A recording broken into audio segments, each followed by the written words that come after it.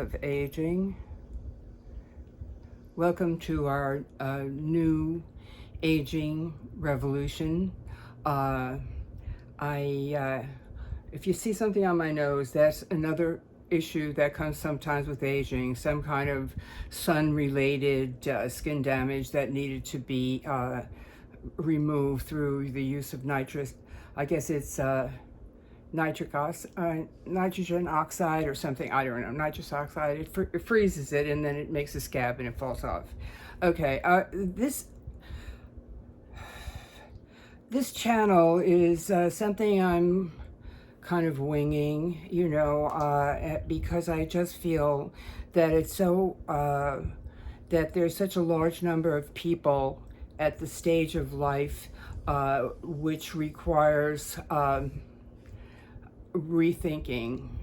In other words, never before in the history of our species have we had so many people living, let's call it, beyond their sell-by date. In other words, when Social Security was established in 1935, the average life expectancy in the United States was 62. A little bit more for women, a little bit less for men. Okay, so that's what the basis of Social Security was. In other words, at that point, 62 was the average life expectancy, so we were supposed to march off into the future or to the next level around that age. And then we had the 65 and 72 was like, we're not going to have to worry too much about that, so we'll actually give you a bonus for not collecting, to bet yourself on 72. Okay, so that was back in the day. Life is different now. Back then, people, as I said, the life expectancy was something like 62. So people lived in their 50s, 60s, 70s. And of course, there's always people who are, really long-lived. But the difference is now is that there were so many people in that category. Because now what we're looking at is, instead of, let's see, the cohort dropping off at 50, 60, 70, you now have a baby boomer cohort that is looking at a life expectancy in the United States of something like 77, 78 years. And that's even after COVID. So now we're seeing that we have another phase of life that has become available to people on a wholesale basis, and on a phase that was never before available. Now we're looking at life expectancies in the starting 70s, 80s, 90s. So we have to look at what that's going to mean for us as a society, and what that really means in what we look at as what can I call it, the normal course of aging. Because the normal course of aging back in the day was that you would check out in their 50s, 60s, and 70s. Now, the normal course of aging is that you are checking out 70s, 80s, 90s. That makes a tremendous difference, because how we behave becomes much more important than ever before.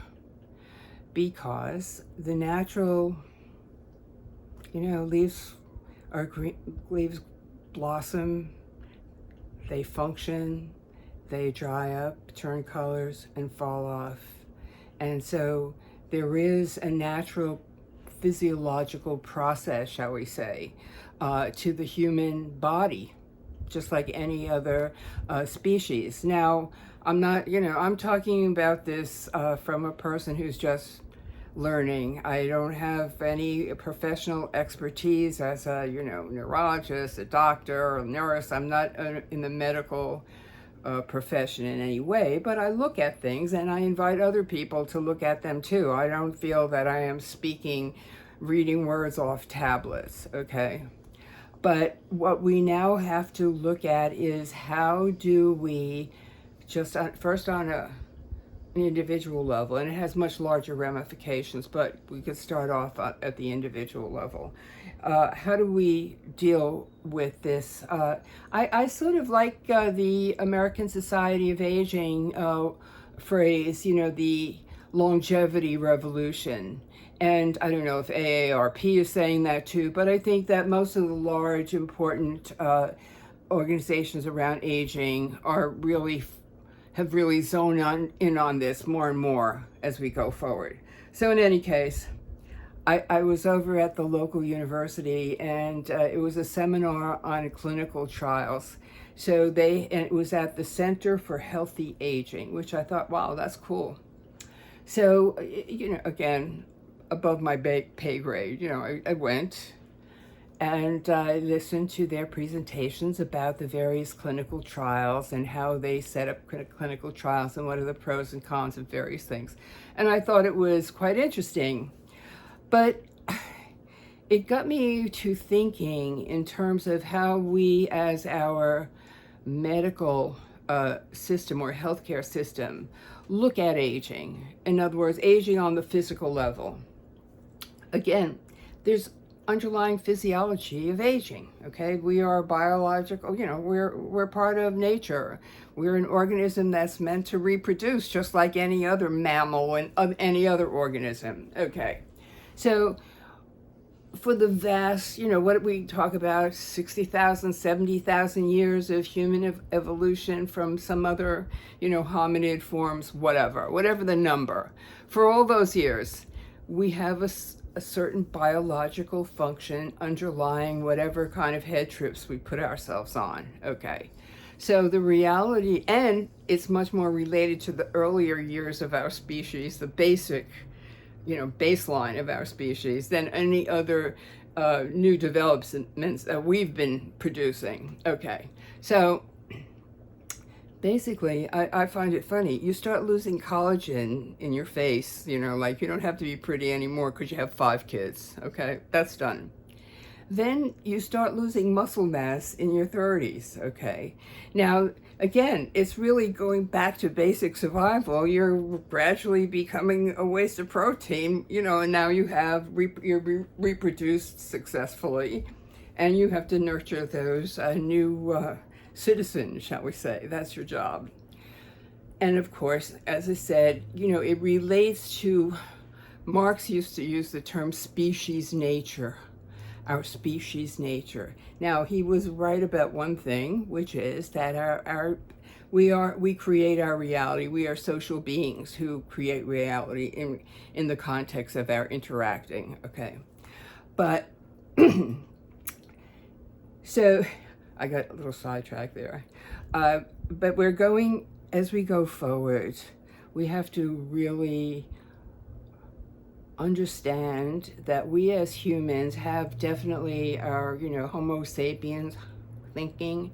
As a result of our skills, are able to create environments, have modified our bodies, have certainly developed miracles of medical intervention. I mean, it's really stunning, and I certainly appreciate its availability. See my nose? They took that off before it got a chance to be anything. So we have all these kind of, can I even say accoutrements of civilization and study and, human labor and interaction, blah, blah. We have gotten to that point, but we still have the body of ourselves as biological beings, okay? So again, to get back to that, losing the collagen in your 20s, because who cares what you look like, you've already reproduced. Then you start losing muscle mass in your 30s, every decade, 40s, 50s. So the loss of muscle mass, doctors call it sarcopenia. I'm not a doctor, so I could be corrected. But basically, the loss of muscle mass is just a natural progression, which didn't matter for most of our history, because it was practical. You were a waste of protein as far as the species is concerned. You reproduced hopefully successfully, And you probably, around the campfire or whatever, you share your wisdom about how to string a better bow and where to get the rocks for the tools or whatever. So you've been able to share the wisdom of your experience with your people, and then you die. So now we've gotten all these extra years. Of course, in the past, there's always been long-lived people. That's part of it. But the difference now is the numbers. We are just being confronted with a humongous number of people who are becoming a larger and larger portion of our population, percentage-wise. And the same is true. I'm not going to do this today, but I just saw something about Japan. Now they're a little bit more progressed in that they have a much larger number of elders in proportion to the population and a declining birth rate. But that seems to be, at least what I've seen in the United States and in Japan there, and I think in China too, is basically a declining birth rate, while at the same time more and more people, long-lived people, that have to be dealt with in some way.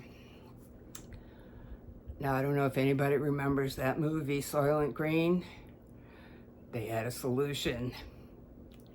I don't know if I should say any more, but basically, this is a big subject. But again, I'm starting slow because I'm experiencing it myself. I'm learning. I'm seeing what's helpful and what's not helpful and doing the best I can. The other thing is, I think that all of it requires a certain amount of humility as well. No matter, there's only one way out, so to speak. We got that. And nothing makes you bulletproof. Things happen, for various reasons. You could be a perfect specimen and get hit by a car. But really is first to identify the issues that are involved, and then to first personally, and then we look at it in terms of family and larger social implications, and the healthcare system, yada, yada, long-term care of the elderly. There's huge issues in this. Because basically you have a large generation that's being followed by a smaller generation and much more scattered than they would have been before. So the elders would be in a community in which they had, blood ties, so to speak. But, okay, so what I'm saying is that we're entering an important population phase. I don't know, I'm not a demographer, but we have a demographic bubble that we need to deal with. And right now, one of the things that we ourselves as individuals can do is look into what is needed now that we know that we could have another 20 years of life beyond what we expected. What do we have to know? What do we have to do, and how can we help ourselves going forward to have the best outcomes for ourselves and our family and even our communities? So that is the quest. This is the quest that I'm on, to learn and understand and to see what helps and even what struggles people are having, how they're trying to deal with it. But my technical skills need a lot of work. So one day at a time, as they say, I'm going to try to do the best I can to get more sophisticated as I go forward. But I figured it's more important to start than to be perfect. Okay, well, thanks a lot. Have fun. Have a great day. And, let's enjoy riding the silver tsunami wave. Bye.